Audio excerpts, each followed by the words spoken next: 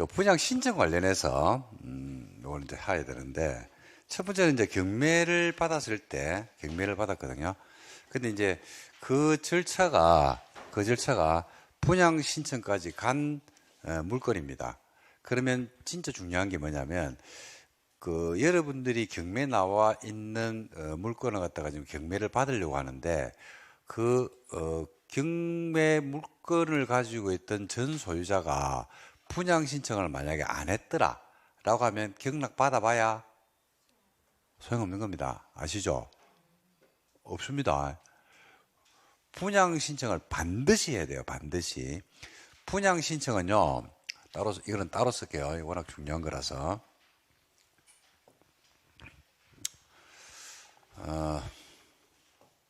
사업시행 인가가 떨어지거든요. 사업시행 인가라고 부르기도 하고 사업시행 계획 인가 이렇게 부릅니다. 같은 말입니다. 요거 떨어지고 나면 120일 안에 분양한다는 사실을 통지해 줍니다. 그리고 이를 일간신문에 공고를 하거든요. 통지가 나한테 와요. 그죠? 그러면 통지한 날로부터 30일 이상 60일 범위 안에서 사업시행자가 정해주는 기간이 있거든요. 그 기간 안에 여러분들은 분양을 신청하셔야 돼요. 그래서 예를 들어서 분양 통지한 게 이제 언제 했냐면요. 3월 1일 날, 3월 1일 할게요. 3월 1일 날 분양을 통지한 겁니다. 그러니까 나한테 통지가 날라옵니다. 날라올 겁니다. 여러분들이 예를 들어서 엄마 아빠들을 가지고 있어도 여러분 주소지가 여기면 여기로, 부산이면 부산으로 그냥 통지가 다 날라가요. 그럼 통지가 왔죠? 통지서에 보니까 뭐라고 돼 있냐면, 조합원 감님, 그죠? 조합원님께서는, 그죠? 4월 15일까지 분양 신청하셔야 됩니다. 분양 신청을 하시면 됩니다. 분양 신청 기간 만료일이 언제입니까? 기간 만료일이 4월 15일이 되는 거예요. 4월 15일. 기간 만료가 4월 15일이죠. 그럼 4월 15일까지 분양 신청을 해야 돼요. 이때. 이 날짜 지나죠. 그러면 분양 신청 받아준다, 안 받아준다? 안 받아줍니다. 냉정합니다. 절대로 안 받아줍니다. 이거 끝입니다, 이거. 물론 예외적으로 세대수 규모가 바뀌든지 주택 규모가 바뀌는 경우들이 있어요. 그죠? 그런 경우는 아주 예외적으로 재분양하는 경우도 있는데, 일반적으로는 안 바꿔줍니다. 진흥 아파트인가? 저기 지금 비산동인가 부흥동인가 과양동인가 나 모르겠다. 그 진흥 아파트 있죠? 예. 거기가 분양 신청을 했다가 세대수 규모가 바뀌어버렸다 하더라고요. 그래서 재분양 신청을 했다고 하던데, 뭐 그런 경우, 그러니까 세대수나 주택 규모가 바뀌면 재분양을 하는데, 그렇지 않으면 재분양 안 해줍니다. 그래서 이게 4월 15일까지 분양 신청을 하라고 했거든요. 자, 요거 가지고 한번 설명드려 볼게요. 자, 이날이 4월 15일입니다. 만약에 4월 15일. 그럼 4월 15일 몇 시까지 이렇게 나올 겁니다. 이때 이제 분양 신청을 해야 되는데, 어떤 일이 있었냐면 실제 사례입니다. 실제 사례인데, 갑이란 분이 이제 분양 신청을 하려고 했어요. 하려고 하는데, 와, 33평을 할까? 24평을 할까? 38평짜리를 할까? 등등 해가지고 굉장히 고민을 했더랬어요. 왜 고민할 수밖에 없냐면, 이분이 가지고 있는 물건이 권리가액 내지는 우리가 감정했던 내 물건이 충분한 가격이 되면 고민할 필요가 없습니다. 근데 아까 말씀드렸죠. 84A를 500개를 짓는데 조합원들이 501명이 분양 신청한 거예요. 그러니까 뭐 모지라 부족하잖아요. 그럼 어떻게 합니까? 추첨한다고 했습니까? 잘라낸다고 했습니까? 잘라냅니다. 뭐에 따라 잘랐냐면, 내가 가지고 있는 감정 받은 금액이 있어요, 없어요? 있죠. 거기서 잘라냅니다. 그러니까 그게 합리적이죠. 왜냐하면 조합원들은 재산을 태우는 거거든요. 내 재산, 내 토지를 태우는 거기 때문에 감정가가 높은 사람이 훨씬 더 많은 기여를 했기 때문에 당연히 그 순서로 잘라내는 게 상식입니다. 그걸 잘라낸 다음에 나중에 하거든요. 근데 이분이 이제 권리가액이 좀 작은 겁니다. 작다 보니까 미달되는데 해야 되는데, 그러니까 예를 들어서 84A를 갖다가 500개를 준다고 하고 59A를 갖다가 만약에 400개를 준다고 하고, 그 다음에 110을 갖다가 100개를 준다. 이렇게 했습니다. 그래서 본인이 정작 받고 싶은 것은 8사인데, 그 주위에 있는 조합원들한테 이야기 들어보니까 전부 다 8사를 신청한대. 와, 그래서 나는 권리가액이 작은데, 이 신청해가지고, 만약에 탈락되면 안 되는데, 이제 이렇게 생각이 된 겁니다. 눈치 작전을 할까 안 할까요? 하죠. 눈치 작전 합니다. 싸가지고, 오늘은 누가 제일 많은지, 본인이 한 일주일 주거든요. 오늘은 몇 평이 신청이 제일 많은지 계속 물어봐요. 그리고 조합에도 계속 아는 사람이 있어가지고 물어봐요. 야, 8사에 몇 명까지 됐어? 이렇게 물어봐요. 신경을 너무 많이 쓴 거예요, 이분이. 예. 그래가지고 4월 15일이 이제 마감일인데 4월 14일 날 이분이 돌아가셨어요. 심장마비로.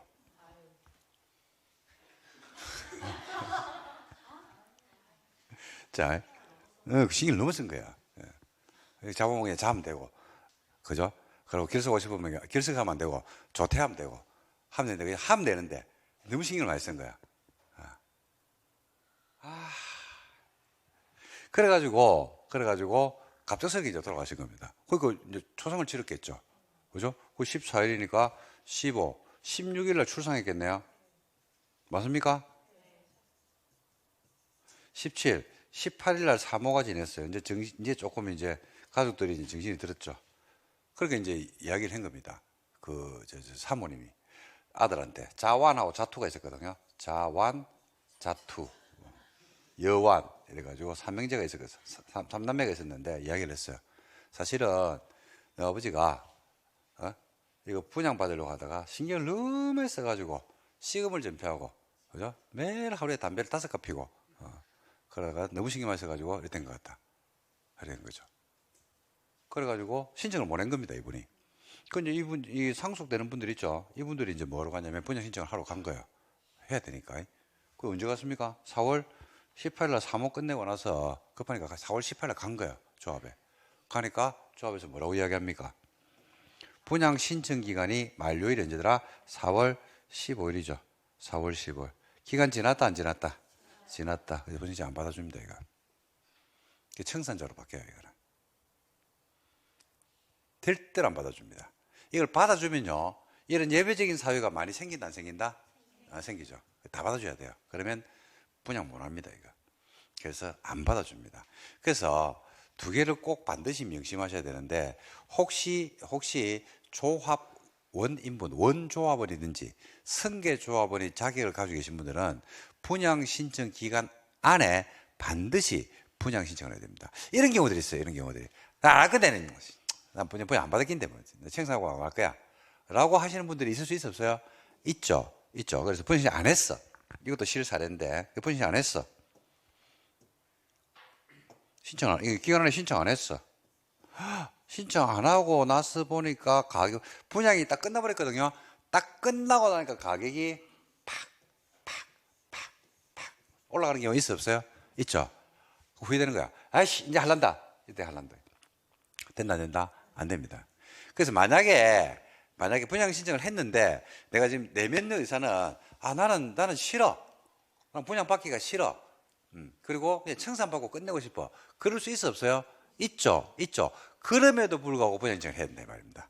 왜냐하면 분양 신청을 했다가 아파트를 안 받는 방법이 있어요 없어요? 있죠. 어떻게 하면 돼요? 팔면 된다고? 팔면 맞네.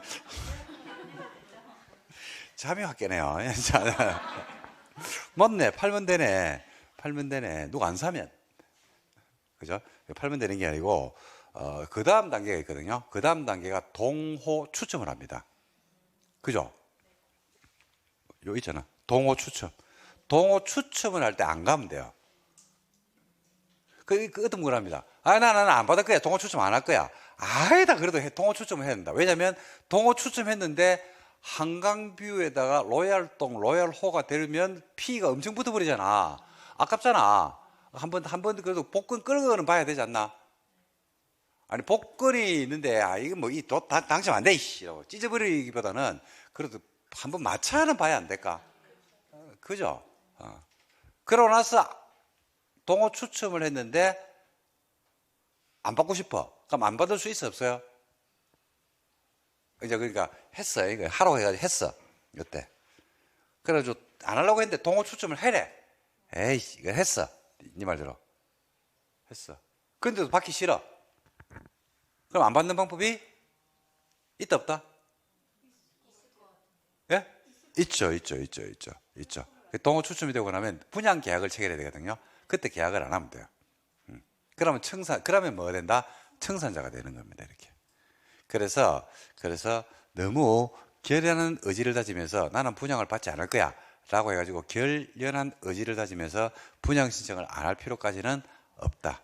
분양 신청 일단 됐으면 분양 신청을 하고 했으니까 복권을 가지고 있잖아. 복권을 한번 끌고는 봐라. 그죠? 끌었는데 마음에 안 들더라. 그럼 어떻게 하면 된다? 계약을 안 하면 된다.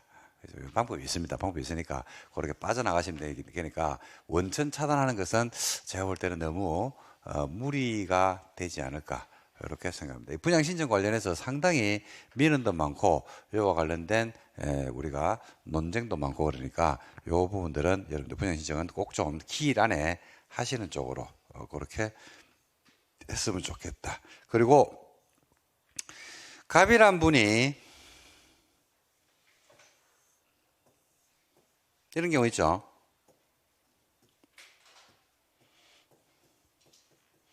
분양 신청을 기간 안에 안 했습니다.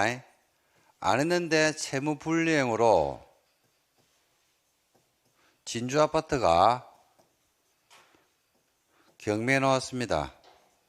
받아봐야 안 되는 거 아시죠? 안 됩니다, 이거. 그러니까 그냥 청산금 받는 거예요, 청산금.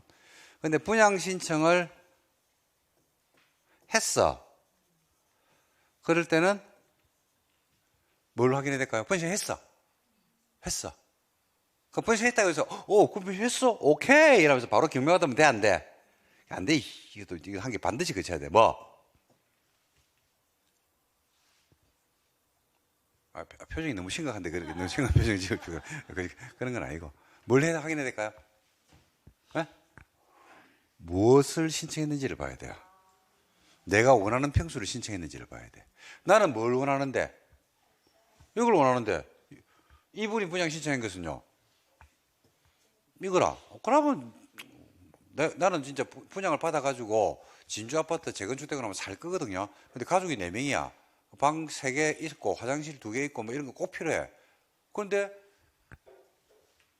이분이 5구A를 신청해 놓은 물건이야. 그러면 아무리 물건이 마음에 들어도 경락받으면 안 되지 않나요? 그죠? 그러니까 경매가 나오면 이게 이제 경매가 나오죠. 그럼 첫 번째는 뭘 확인하냐면 사업 단계를 봐야 돼.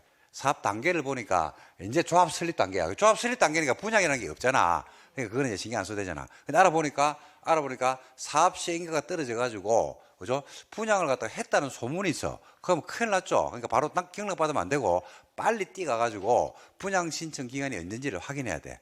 그죠? 아직 기간 전이래. 기간 전이면 2개를 확인해야 되겠죠. 지금 이분이 분양 신청을 했는지. 그 다음 2번째는 내가 경락을 받아가지고 보증금은 내고 경락을 받아가지고 경락 허가 결정이 떨어질 거잖아. 그러면 대출을 받든 뭘 하든지 간에 경락 대금을 완납해서 소유권을 넘겨받아야 될 거 아니야. 소유권 넘겨받고 나서 조합을 승계해야 돼, 안 해야 돼? 해야지 분양 신청할 수 있는 권리가 생길 거 아니야. 근데 그 기간이 보니까 그러니까 경락은 오늘 받는데 이틀 있다가 분양 신청 기간이 만료일이야. 그러면 내가 받아가지고 그걸 서류를 다 처리할 만한 시간이 부족할 수도 있지 않을까요? 그러면 거의 잘못하면 날리게 된다니까요. 그런 것들을 갖다가 날짜를 갖다 꼼꼼하게 체크해가지고 들어가셔야 됩니다. 그리고 이제 아까 말씀드린 것 같이 분양 신청을 갖다 만약에 처음부터 안 했더라. 근데 기간은 지나삐더라. 그러면 그거는 의미 없는 물건입니다. 그런 식으로 그런 재건축 물건이 나왔을 때 또 특히나 재건축 재개발에서 재개발도 마찬가지입니다, 여러분.